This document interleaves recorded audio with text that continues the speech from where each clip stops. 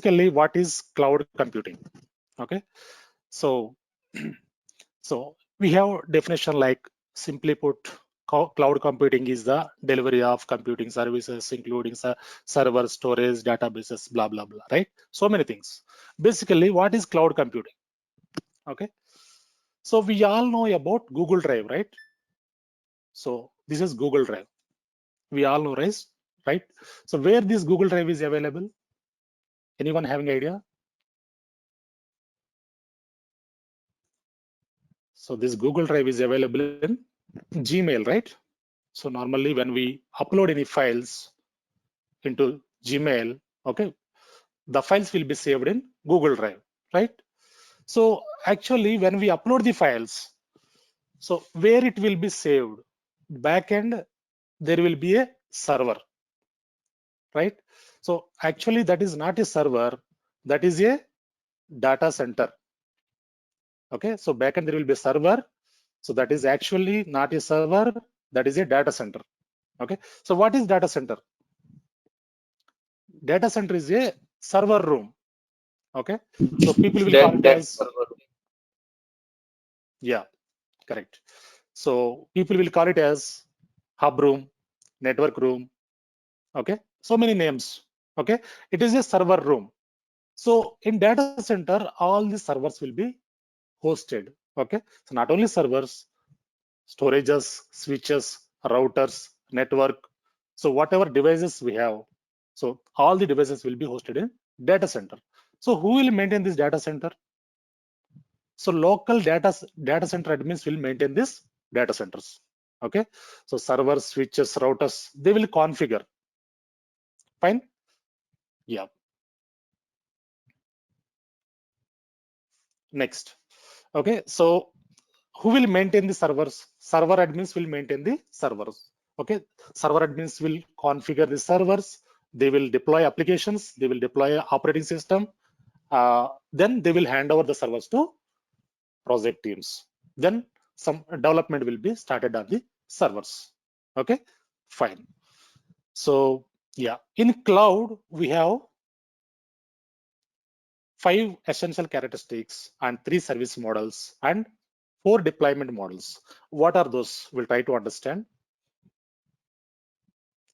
Essential characteristics. We have 5 essential characteristics here. So first one is on demand. Okay, so what is on demand? So when you want to have the server, if you want to have any server, it should be available immediately. Okay, within 1 minute, it should be available. That is nothing but on demand. For example, okay, so we are using some digital site. Okay, so in digital site, okay, for example, we'll take Flipkart. Okay, Flipkart or Amazon shopping site. Fine. So Amazon or Flipkart, they give some offers, festival offers, right?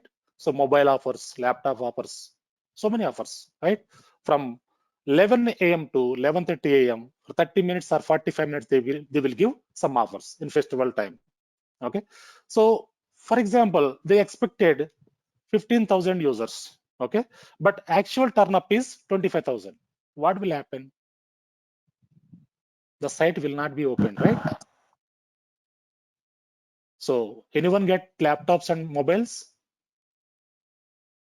The servers will be crashed, right? Whatever server. Yeah, someone trying to say something. Yeah, fine. So actual turn up is 25,000 people. So by the time the site will not be open, no one will get mobiles and laptops, right? So in that situation, what will happen? If the servers are physical servers, immediately can they increase the servers? Is it possible? No, no. No, right? So that is why we have concept called auto scaling. Okay, so in cloud computing, we have concept called auto scaling. So once we enable this auto scaling, what will happen?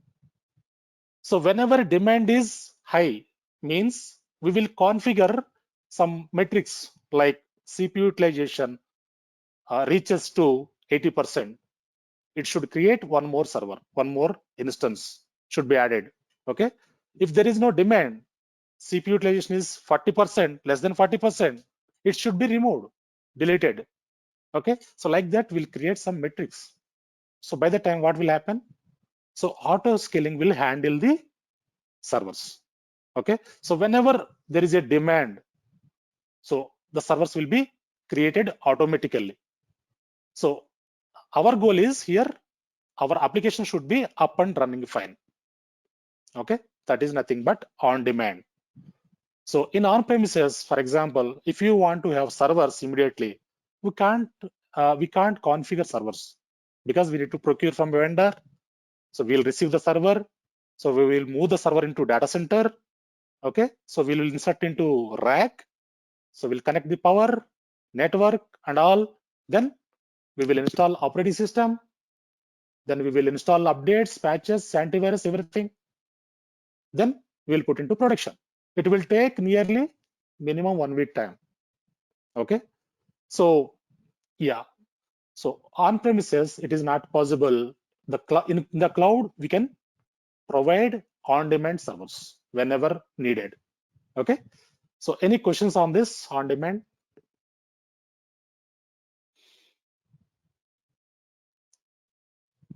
Fine. So next one is broad network access. What is broad network access? So almost from anywhere we can access our cloud servers. Okay, either AWS or Azure or Google Cloud, any server. So we can access from anywhere. If you have good internet connectivity, we can access from anywhere, from your home, from your office, from anywhere we can access. That level of access they provide. Fine. And resource pooling. So resource pooling is nothing but whatever the resources we are using, we can pull it up and we can reuse. Okay. For example, so we have attached one hard drive to one instance. Okay, one drive to instance. Okay, once complete the project, so project team will tell you, please terminate the server. Okay, so we can simply terminate the server. So the hard drive which we attach to the server instance, that we can pull it up and we can attach to another system, another server, and we can reuse. Okay, that is resource pooling. Okay, fine. And next one is rapid elasticity. Fine. So rapid elasticity means here whatever resources we are using, we can increase the resources and we can decrease the resources by single clicks. Okay, for example, you are using one server. Okay, so that is server is database server. So middle of the activity, it is giving some performance issue. Okay, immediately you can increase the memory. For example, you are using so 8 GB RAM. Okay, so with single click you can increase another 8 GB RAM. Okay, so that is rapid elasticity. Whenever you want any resources, compute resources, you can increase the resources and you can decrease the resources by single clicks. Fine. And measured service. What is measured service? So whatever resources we are using in cloud, okay, any cloud, okay, so those are measured. For example, you are using storage or you are using one server from 9 a.m. to 6 p.m. You are connecting that server, you are working on the server. For that 9 hours only, cloud vendor will charge you the bill. So they will charge. Okay, so that 9 hours only will be counted pricing. Okay, so whenever you start the server, one public IP will be assigned to the server. So based on the public IP, he will start the billing.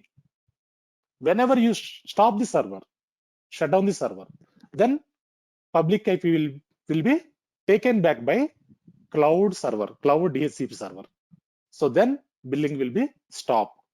Okay, based on your public IP, whenever you start the server, the billing will be started. When you stop the server, the billing will be stopped. That is measured service. Okay, so how much time you use, you need to pay that bill. If you use 1 hour only, you need to pay the 1 hour bill. That's it. So like rented. Okay, so any questions on this slide?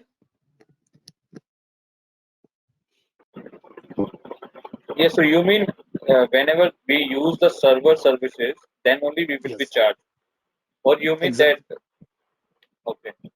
So means the server normally it gets on powered on for 24 hours and services used to get run, right, on the back end. Exactly. So Exactly. okay, Any service, not only server, any service. Okay. yeah. So with any services, if it is running, then we will be charged, right? Exactly. Yeah. While configuring the server itself, we need to give this option, or how it will be, how it will work.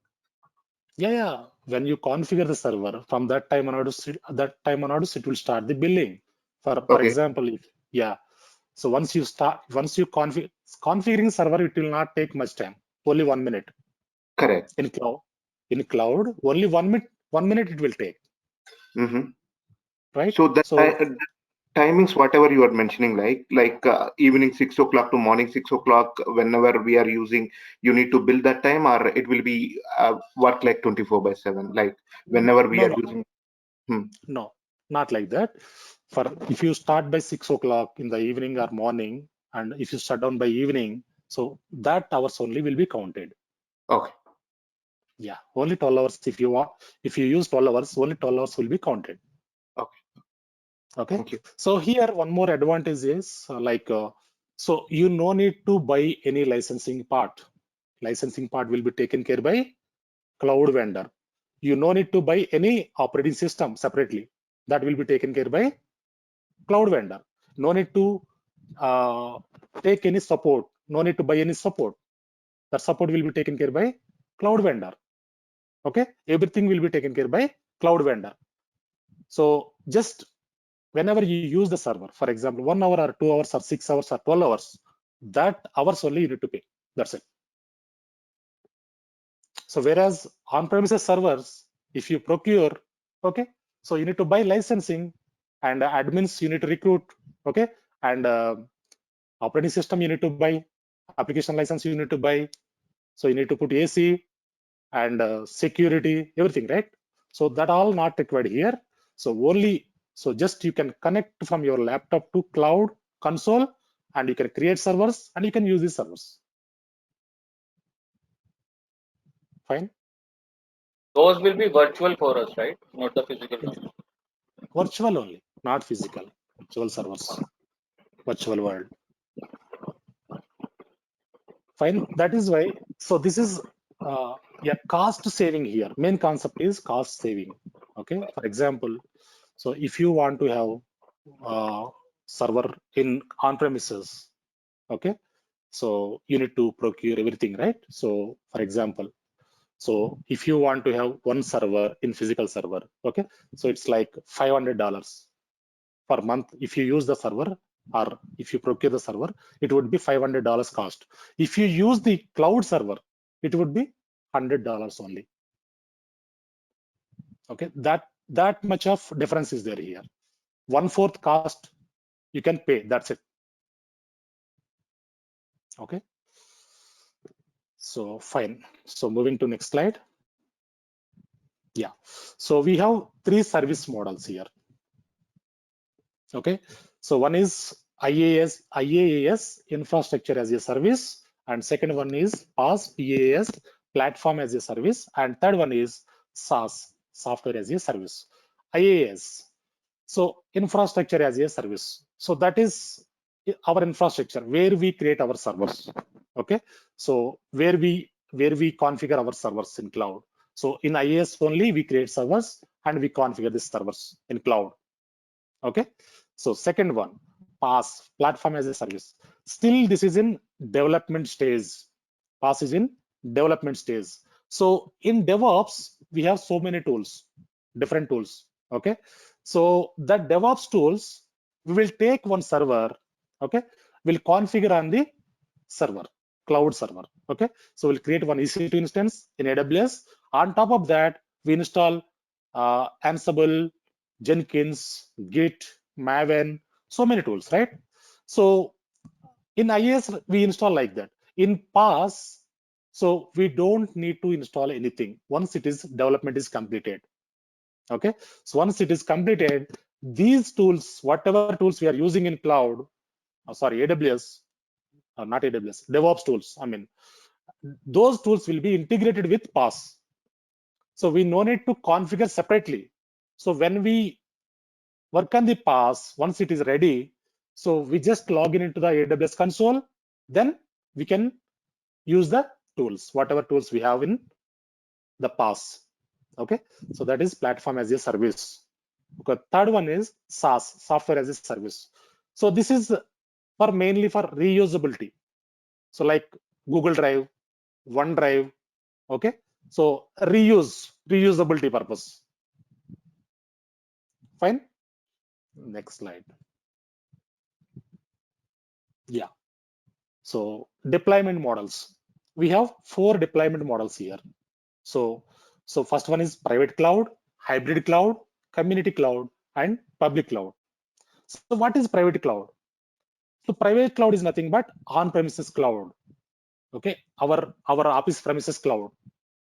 Okay, so our cloud vendors will provide private cloud and public cloud. Okay, private means on-premises cloud in our local cloud. Okay, then public cloud. Public cloud is nothing but our AWS cloud, Azure cloud, or Google cloud. Fine. So next one is hybrid cloud. This is very, very important. Okay. So hybrid cloud. Why people are going to hybrid cloud? Some banking domains, some insurance domain, they go for hybrid cloud. Why they want to go for hybrid cloud? So they want to deploy their databases in private cloud. So for example, to take one bank, okay, so they will think like our database should be, our accounts, our database should be in our office premises only. I don't want to put in cloud because there will not be have any security. They will think like that. But cloud vendor will provide 100% security. Okay, so till now, so we haven't observed any issues, security issues. Okay, since a long time we are using cloud platforms in our office, our projects. Okay, so till now we haven't observed any security issues. Okay, so this banking people or insurance people are these people will think like our data should be safe. That is why we want to deploy in our local servers, private cloud. Okay, so we want to have our data should be in our local servers, that is private cloud. So and they have some net banking, okay, their sites, okay, some sites will be there, right? Those sites will be deployed into public cloud. Okay, that is nothing but, so hybrid means combination of private and public, private cloud and public cloud. Okay, so hybrid cloud is mainly used by banks, insurance domains, these people. Okay, they want to deploy their databases in their private cloud. They want to deploy their websites in public cloud. Okay, and next one is community cloud. So this is government cloud, defense cloud. Okay, some healthcare projects deployed on this. So this is high security. Okay, so others cannot enter into this. They will not enter into this. Okay, so very high security they will maintain. Okay, any questions on this slide? Private cloud, public cloud, hybrid cloud, So and this community community cloud. will not be the part of any private or public. Yeah. Sorry, can you come again? I'm saying that this community part will not be the, I mean, with this community will not be the part of private or public, right? Yes, it's not part of private and public.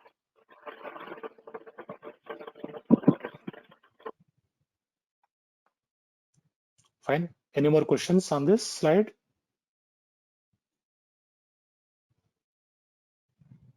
One question, Ram. Will be getting the slides after the session, or with the theoretical base, like we can go through with the slides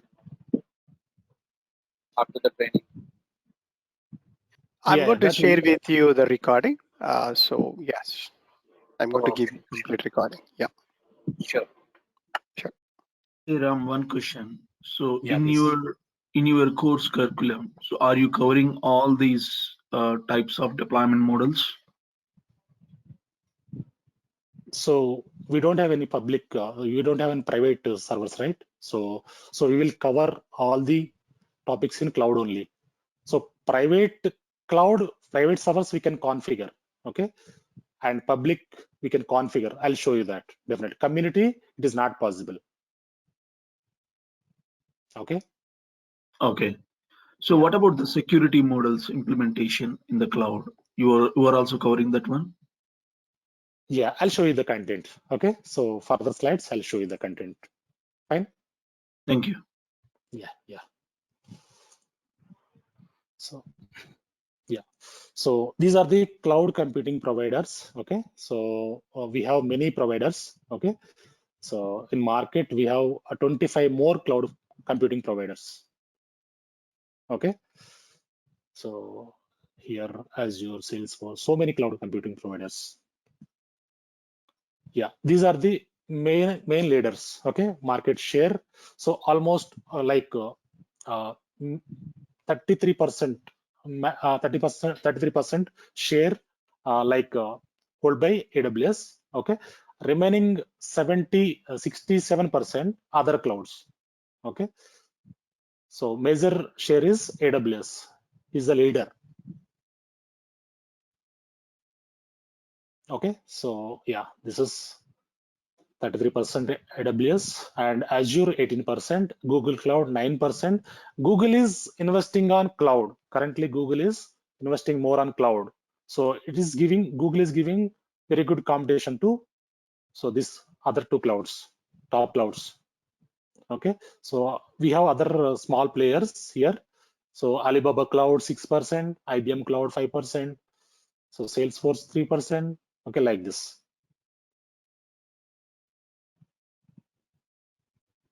Yeah, so cloud DevOps market growth. So year by year. So yeah, since 2014. Okay, so now it is in peak stage actually. Okay, so coming years, it would be it is growing year by year. Okay, so we have as we discussed, we have very good job market currently. So use market and use growth on DevOps.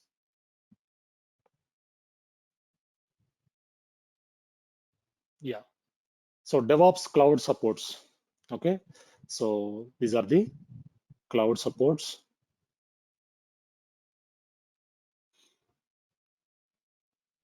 Yeah. So why we need to learn DevOps? So this is very, very important question. Okay. So why we need to learn DevOps? Why? What is the importance? Okay. So currently, so companies are moving to automation. Okay. So currently, whatever we are doing, manual activities, those activities we are doing automated way. Okay, so if you take any sector, any industry, okay, not only IT industry, so you can take pharma industry, chemical industry, medicine, wherever you go. So automation is the number one choice. Okay, so currently automation is number one choice. Fine. So mainly cost cutting. Okay, admin cost. Okay, so this manual process, again and again doing manual process. Okay, so to reduce that efforts. Okay, so automation is came into picture. Fine. So what we going to learn? So these are the major clouds: AWS, Azure, GCP, Google Cloud Platform, and DevOps course. Okay, so first we'll start with AWS. Okay, so once we complete the AWS, then we'll move to these other clouds. Then we discuss about Linux basics also. Okay, so from scratch, if you don't have any Linux knowledge, no need to worry. If you don't have any admin knowledge, don't need to worry. Okay, so from scratch we will start. So we'll give Linux basics, nearly 4 sessions. Okay, so in that we'll cover so what is architecture of Linux, what is folder structure. Okay, so Linux origins. Okay, commands which we use. So nearly 40 to 50 commands we have. So we can We can test the commands, we can execute the commands, we can basic commands to advanced commands, deployment commands. Okay, we'll discuss. Okay, then we'll start DevOps. Okay, so we'll start with Git, GitHub, Jenkins, Maven, Ansible. Okay, so Nexus Artifactory repository tool, Docker, Kubernetes, Terraform, Apache. So these are very advanced tools. Ansible, Docker, Kubernetes, Terraform. Okay, so each and every tool will go deeper.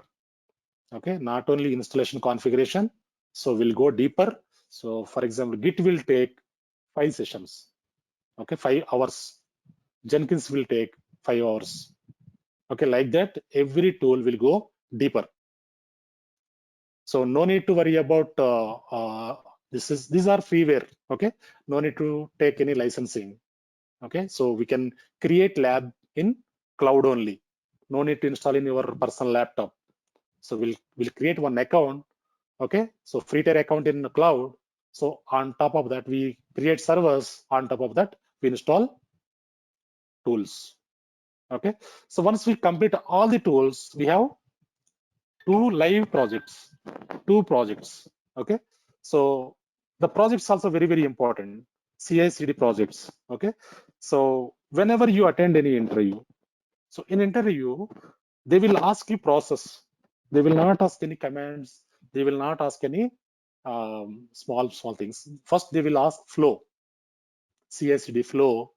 Okay, and projects, this real-time things they will ask. So those we will cover. Okay, live projects, 2 live projects. So once we complete this course, minimum you can showcase 3 years experience, 3 to 4 years experience you can showcase. Fine. Yeah. So AWS, these are the services. Yeah, Hi, please. this is Suresh. I have a small question. Okay. Yeah, In your course, you are planning to cover any programming language like JSON or Python?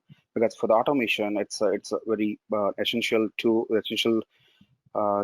learn the languages. Okay. Are you covering anything like that? No. In our course, we are not covering any programming language. I will take this, Chris here. All right, that's very good question, because when you want to go to architect or solution provider of the cloud, you must aware of it, at least one data and at least one programming. That would be Python and then JSON, because everything will be in deployment mode. You're going with the command line CLI, you have to be use that.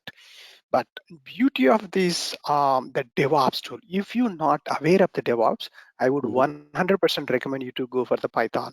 Okay. Because we are not using the CLIs. We have already ready-made tools, which is a Terraform. To overcome of the limitations of the code, the Terraform or Ansible come into the picture. What it's going to be do, for example, you are a Java developer or a Python developer, or you are a .NET developer. Okay. So you want to push the code into 1000 servers, right? For example, take a 30 minutes of each push code. For example, GAG deployment and DLL deployments or MSI deployments. 30 minutes average each release. 1000 servers means it's really required huge time and also enormous energy and then resources that cost to company. If you learn the Terraform or if you learn Ansible, what happened? Using these tools, you will be taking the branch of your Git or GitHub or TFS. You will CI/CD flow. You can use it, continuous integration and continuous deployment. It will be done in a minute. It's a magical thing. That is what we avoided, that manual interruption, and we introducing this Terraform is a beautiful tool. Yep. Okay, good. Thank you. Already. Yeah. So this is AWS content, so which we are going to cover. So these are the services we are going to cover. So these services are very important for DevOps engineer. Okay. So if you want to be a cloud engineer, you can mold. If you want to be a DevOps engineer, you can handle. Okay. So with these services, fine. And these are the services like EC2, S3 bucket, EBS, okay, IAM, Identity and Access Management, AMI, okay. So CloudTrail, CloudWatch, these are the monitoring tools, VPC, networking part, okay. So these are the storage types, S3, Glacier, and EFS. So we discussed already auto scaling. So this is auto scaling, okay. So these are the security groups. So we will cover this. These are the services in AWS. Okay, so coming to Azure, these are the services. Okay, so we cover these services. And GCP, these are the services.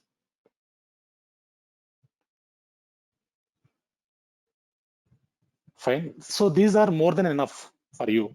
Okay, so you need to practice. When we complete our session, you need to practice at least 1 to 2 hours daily. Then you will be master. Okay, so we will guide you. Whatever, if you have any queries, anytime you can ping me, call me, or you can chat. Okay, so we'll provide you support. So how will we go for a practice after the session? I mean, will you get any live scenario like any access? Yeah, practice. So I will show you in my cloud console. Okay, same console you need to create from your end. Okay, whatever we are going to discuss here in the session, the same thing you can practice. Okay, you can write some running notes. We provide some sometimes some documentation we provide. Okay, so you can practice in your console. Same steps we provide, you can practice in your console. Okay, how to install, how to integrate the tools, everything I will explain. So the same thing you need to follow the process. Okay, so in our practice consoles and real-time consoles, same. Okay, there is no difference. So whatever we are doing in real-time projects, the same thing we discuss here. Fine. Yeah. So this is DevOps part. Okay. So yeah, we are going like this. So once we complete cloud part, then we'll go to DevOps part. Okay. So introduction to DevOps.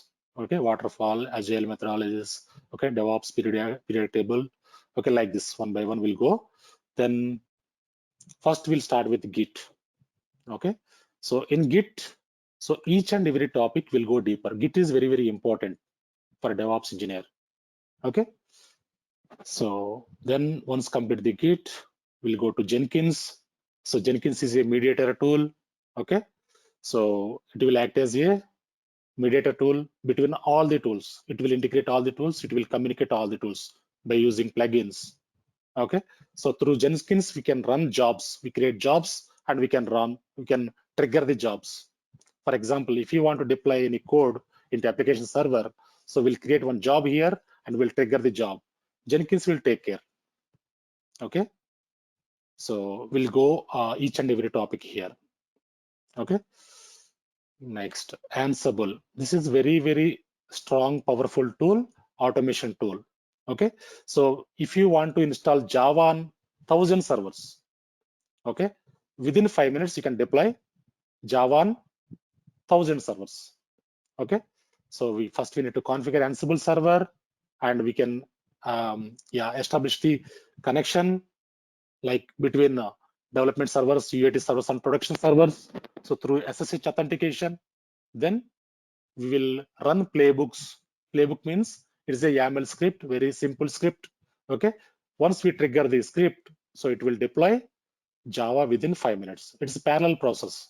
So not only 1,000 servers, you can spin up 10,000 servers within 5 minutes. Any kind of software, any deployments, or any activity. So this is purely automation tool. Okay. So, and Kubernetes. So this is clusterization and pods containerization tool. Okay. So this is very, very advanced tool. Fine. So, and Terraform. So this is also very strong tool. So using Terraform, we can do infrastructure automation. For example, if you want to create 100 servers, so within 1 minute you can create using Terraform. Okay. So if you want to destroy 100 servers, means shut down or terminate, within 1 minute you can do. Okay. Using Terraform, you can create network we can create, storage we can create. Okay. Security we can create, like security groups. Okay. So many activities. Using Terraform, we can create whatever you want. Okay. So in infrastructure part, infrastructure automation tool. Any questions in And this? while doing the shutdown from Terraform, will it be Yeah. taking the backup of? I mean, do we need to? I mean, is that required to take the backup of that server? Or only Terraform will take care of that, or not? Like for the While data back. okay, data backup, right? So backup mechanism, we use different tools backend. Okay, backup will be happen. We have backup concept. Okay, so we'll discuss in that. So backup will be available. So whenever you want to terminate, shut down, start, or create any resources using Terraform, you can perform that activities. Okay.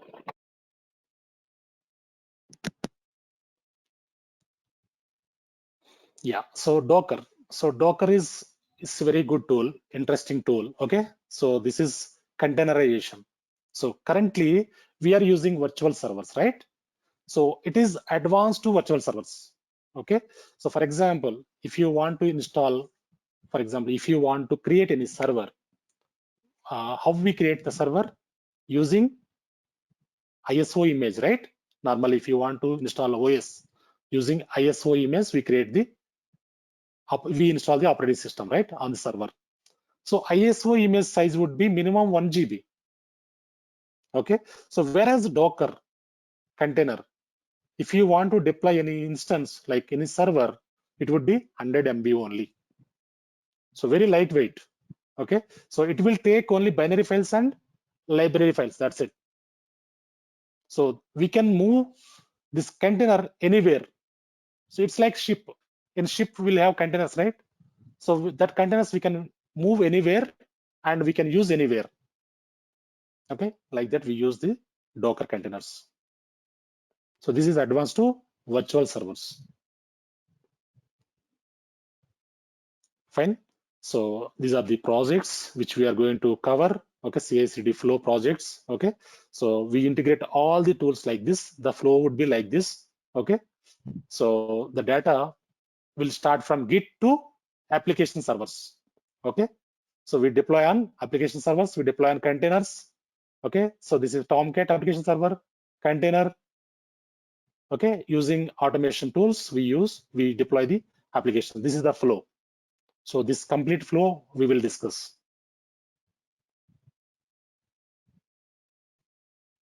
Fine. So these are the certifications, learning path. Okay, so like cloud DevOps engineer certifications, we have different certifications. Okay, so if you want to write any certification, we'll guide you how to write, where how to prepare that certification, which certification you need to write. Okay, what is the demand, current market, the project teams, what certifications they are asking.